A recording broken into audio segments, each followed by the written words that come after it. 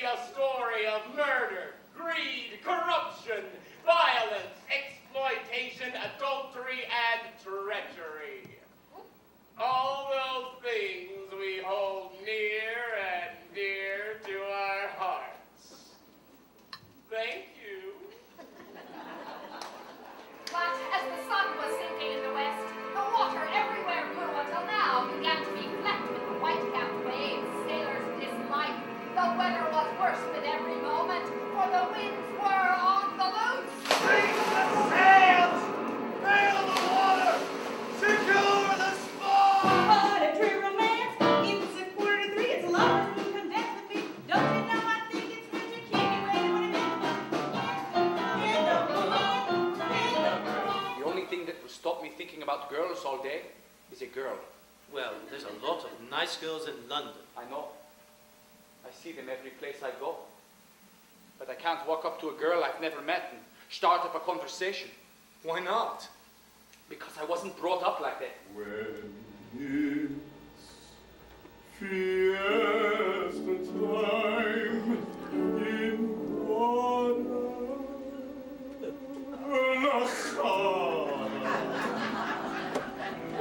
I long to be back once again in old Mexico. Hello, Mr. Burns. You dirty double-crossing traitor. What's that, Mr. Burns? You double-crossing son of a bitch. Why, your language is shocking, Mr. Burns. You want me to help you with the stick in yellow belly? Now listen, you lousy baboon. Get a pencil and paper and take this down. Get this straight, because this is important. It's the Hildy Johnson curse. You two-faced bastard. The next time I see you, no matter where I am or what I'm doing, I'm going to walk right up to you and hammer on that monkey skull of yours till it rings like a Chinese gong. Oh, boy! So I said to him, Bertie, you pop that gong one more time. And he did. So I took a shotgun off the wall and I fired 2 warning shots. Into his head. He had it coming. He had it coming. He only had himself to blame. If you'd have been there, if you'd have heard it, I bet you would have done the same. Listen. Like is what you do while you're waiting to die. Life is all the time goes by.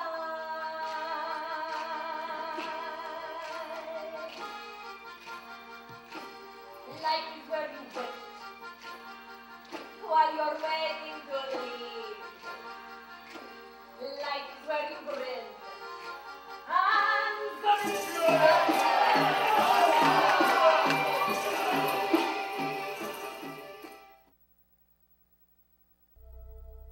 If you build it, they will come. Oh, but it takes a lot more than a building to guarantee an audience.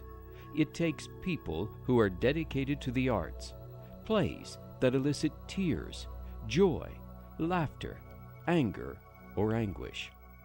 Actors who follow a destiny rather than a career, and dreamers who believe they can wave a magic wand over empty car lots, abandoned beach clubs, crates of theater pieces, or street corners to bring the passion of theater to life. Sarasota has its share of dreamers who bought seats for $1, used tin cans for lights, threw curtains together for costuming, and discovered that the audience was here. The Dreamers began with John Ringling, who bought 31 acres along Sarasota Bay for his winter vacation home back in 1912. The 31 acres grew to 66, and tucked away in the long shadow of the museum's Rembrandt Gallery for many years was the historic Asolo Theatre, fondly called the Jewel Box. The original theater was built in 1798 in the Italian town of Asolo.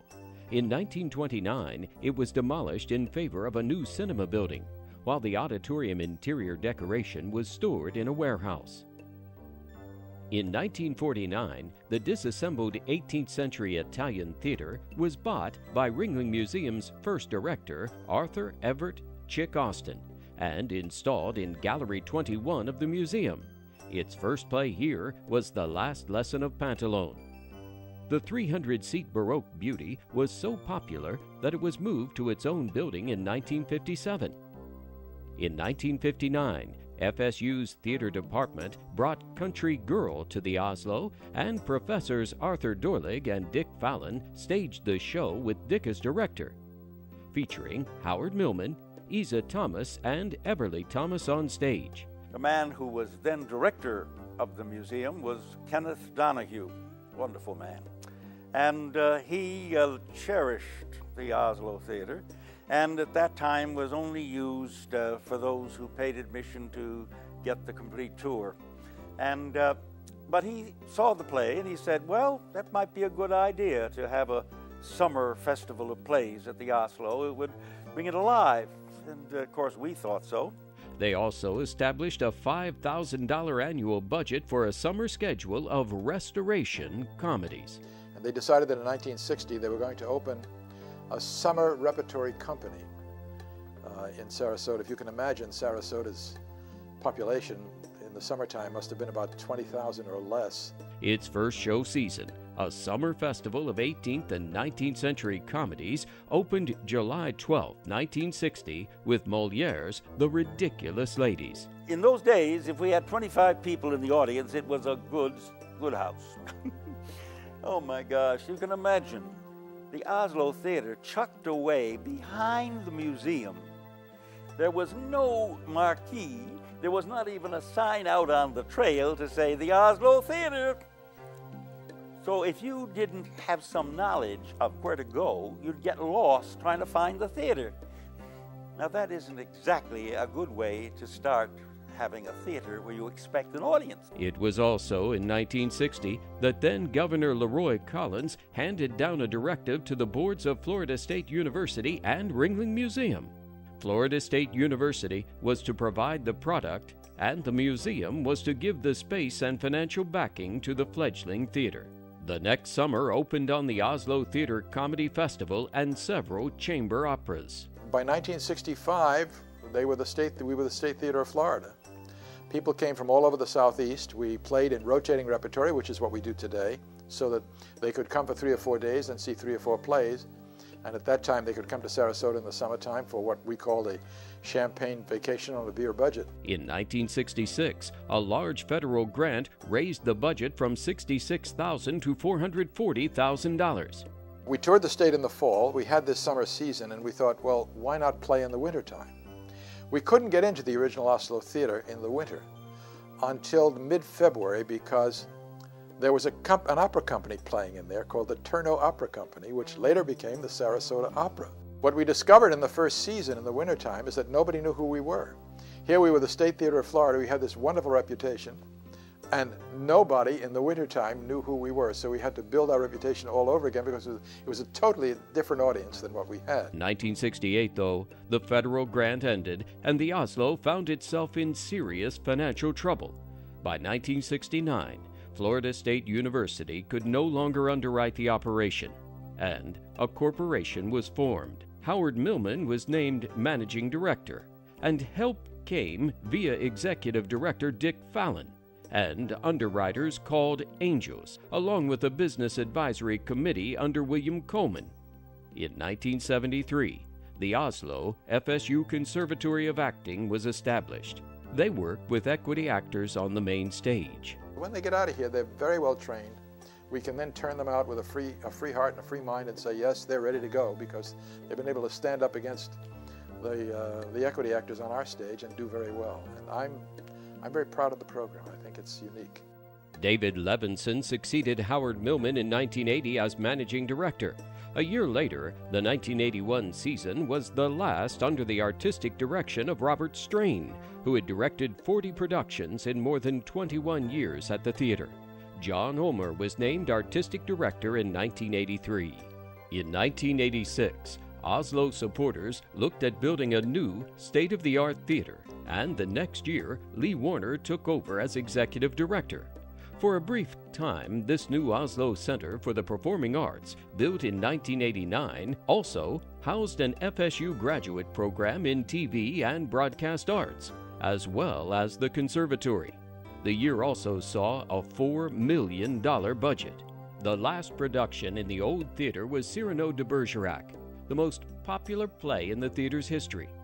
Afterwards, the audience, company, and staff walked in a candlelight procession from the old theater to the new 81,000 square foot building built for $15 million. Its first show was a production of Lee Blessing's A Walk in the Woods, and signaled a move away from its classic repertoire with a resident company of actors, going toward straight-run shows with individual casting for each. And instead of the Asolo, the audiences were ushered into the Dunfermline Theatre, a building that, like their beloved Jewel Box, had been disassembled in Dunfermline, Scotland, and was waiting for a new home. When Fallon first contacted the Scottish owners of the Dunfermline, they said no, the theatre should remain in Scotland.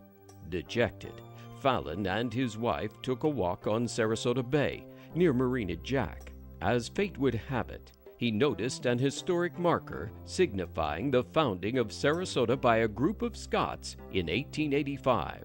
Tablet said this is to commemorate the founding of Sarasota by the Scots. So I ran back, and I said, get a camera, take a picture of that. And sure enough, we sent it back to the Arts Council to say, well, now, if you let us have this, you were really doing something for the community you founded. It did the trick, and we got the Dunfermline Opera House, which stands right there, and it was a beautiful facilities. The 1990-91 season was marked with the departure of John Omer and the arrival of Megs Booker mid-season. By 1993, the theater's financial books were spiraling out of control, and the theater was on the verge of closing. Finally, businessman and noted philanthropist Stanley Kane took over the board leadership, and Howard Millman returned in 1995 as producing artistic director, reinstating the resident company in rotating repertory. I always quote a record that was put out by Edward R. Morrow back in the 50s called I Can Hear It Now. And he talked about the White House. And he said the White House is an alchemist. It will break a weak president. It will make a strong president great. And I say rotating repertory is an alchemist. It will break a weak actor. It'll make a strong actor great. Well, this bird was arrested tonight on complaint of a lot of angry husbands. They claim he was treating their wives with electricity for $1 a whack. You won't be all right, Mr. Burns. I'm just going crazy. Why don't you come down early and collect his pay like everybody else? I've done that, Mr. Burns, but the cash... What Howard envisions for the future are expanding the company, working with new plays, and, not incidentally... I would like to see the Asolo stretch its arms a little. I would like to see us maybe do part of our season in Tampa, and not just tour there, I mean become part of that community if we can. So that maybe we played the front part of the season there and the season part of the season here in Sarasota. That might be fun. I'm trying to keep this phone clean, and I'm not going to have you fellas coughing and spitting in it and pawing it with your hand. What is this, a hospital or something? How's that pimple coming along? And you don't have to use his desk as a toilet. We still have the reputation of being the grand old dad, you know, of the theaters in the state. We're proud of that, too. Very proud of that.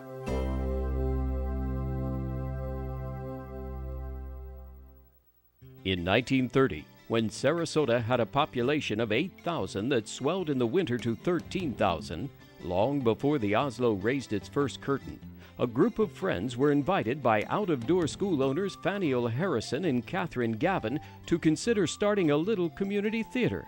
Peter Strader, who would become a long-time artistic director of the Players, was a small boy at his mother's side. It began because a bunch of people, mainly from the out-of-door school, wanted to do something with their free time. And so they decided to do a theater group, and they opened in an abandoned golf club on Siesta Key. And this was about 1930. In spite of the Depression, the theater opened a series of one-act plays. Price of admission? $2 for the entire season. 281 people immediately joined up. By the second year, they had hired a full-time director and began to produce more serious productions. When the theater's first professional director, Walter Young, arrived in 1931, he promptly raised prices to $5. Prior to building the first theater, performances were held in a variety of locations. On December 13, 1936, the Players opened their first new theater, a 246-seat theater made out of Pecky cypress and cost a grand total of $9,497, located just west of the current location on Tamiami Trail. And it was designed by Ralph Twitchell, the father of the Sarasota School of Architecture, and the building cost less than a production does these days. The cadre of talent that would perform with the Players Theater were above par, especially for a small local community theater. They had a series of very capable actors and non-professionals who, located in Sarasota, McKinley Cantor was in one production. People like that. We always talk about Montgomery Clift, who as a very young child was in one show. But nonetheless, the actors were above par, I would say. During World War II, honorary memberships were offered to all servicemen, and some, including the base commanders stationed at the Sarasota Air Base, took a turn acting on the stage. At one time, the Players went high-tech with bi-monthly radio play readings over the CBS affiliate in Sarasota, WSPB Radio. Betty Davis hosted the opening night of Grand Hotel, and Charlton Heston performed in a play reading of Candida. Peter Strader was the producing director from 1955 to 1964.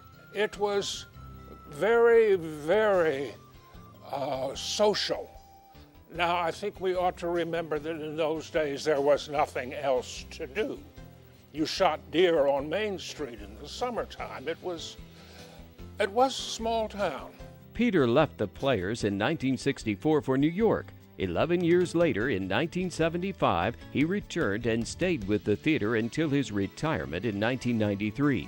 In the interim, the old theater building was beloved but woefully inadequate. In fact, Peter said that had the termites let go, the theater would have collapsed. It was then that Dallas Dort, George Higgins, and Bill Snow ran the campaign that built the new and current theater. And on January 4th, 1974, Kismet welcomed a full audience to the building that still houses the Players on Tamiami Trail at 10th Street, a piece of property originally given them by the city. It was an eclectic group, to say the least, who ventured on the Players stage. And the audiences came. We did The King and I 1 month, and the next month, as a bonus, we did Kurt Weill's Threepenny Opera, which of course is not your average girls and glamour musical. And I am proud to say that Threepenny Opera did absolutely the same kind of business that The King and I did. It was very well done. We were a training ground for the people who wanted to do the theater. We were a retirement home for people who had been in the theater and no longer wanted the hassle. And in between, the Players was an outlet for everybody else in Sarasota. Bill Snow, a former radio and stage actor, arrived in Sarasota with his wife, Getty, in 1953. Bill was to appear in more roles than any other Players actor, but perhaps his greatest role was behind the scenes.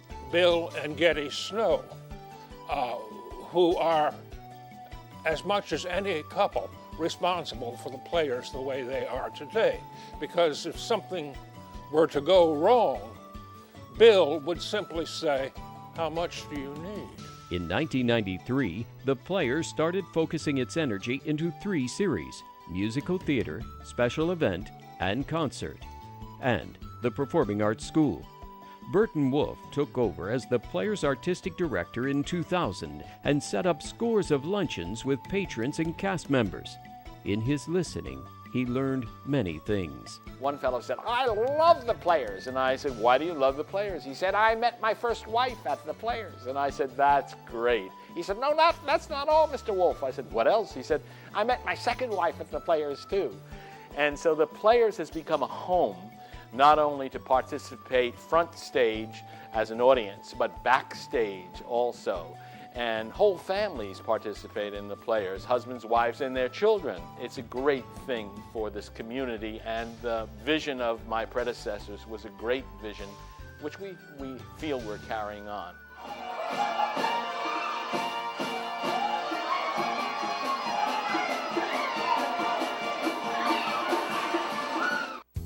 What has been called the Theater District is centered at 5 Points Park in downtown Sarasota. Next to the Opera House is the Golden Apple Dinner Theater. New York theater professionals Bob Turoff and Roberta McDonald came to Sarasota in 1970 and took their theater dream into an old Morrison's cafeteria building on Pineapple Avenue. They have made it the longest, continuously running professional dinner playhouse in the world. Their first play opened December 18, 1971. We determined that we were going to be a theater that served dinner rather than a restaurant that did a play. So the point of view was, when you came in the door, we wanted to be sure that the atmosphere was conducive to relaxation, that the meal was good and tasty, that the drinks were potent, I guess, and good, and that the dessert was the show. They took the name for the theater from a play Bob was directing and Roberta was performing in when they first met, called The Golden Apple. The first performance was Stop the World, I Want to Get Off, and was done as a benefit for the Asolo Theater.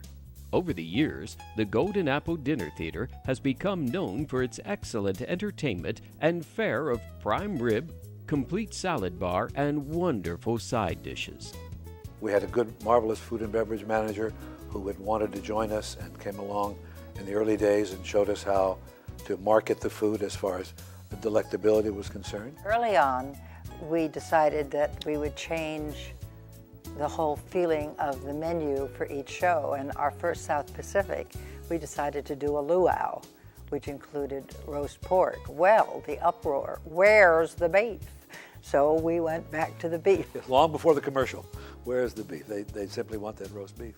And that was only after about 5 shows, so we realized we had to stay with the roast beef. And from that point on, we simply devised our own method of watching the store. Like any other, I guess you'd say, mom and pop operation, it was important that we learned the food service business to keep the theater side going. Now entering their 4th decade, the Golden Apple Dinner Theater has been noted for the wide range of talent that has crossed its stage, from the famous to those just starting their careers. There's a whole coterie of really fine Actors Equity Union member actors who live here. There's enough work to sustain them between all the theaters. So we do have a choice that we don't always have to go to New York to get a New York actor. It's a small business, meaning the number of people who've survived and succeeded as actors, but they're comfortable here and we're comfortable with them, whether they're major stars or simply youngsters starting out. The Turoffs credit the success of their theater to several factors, not only the talent that has graced their stage, but also to the staff who have been with them for many years. We have waiters who have been here, we've been here 34 years, we have a 33-year-old, not 33-year-old, a 33-year waiter, a 31-year-old server, a 29-year server. They've been with us a long time, people ask for them. So there's a kind of familiarity, and maybe that's part of it. And the things we do for the community. The Turoffs, including daughter Kyle and son Ben, are looking forward to the future, with hopes of building a new theater in downtown Sarasota and another in Lakewood Ranch. In the beginning, it was very exciting because we could do shows like A Lion in Winter and Cat on a Hot Tin Roof. But then there were so many other theaters that opened that our niche became the musical. So we do the musical, and there's nobody who puts a better musical on a stage any place.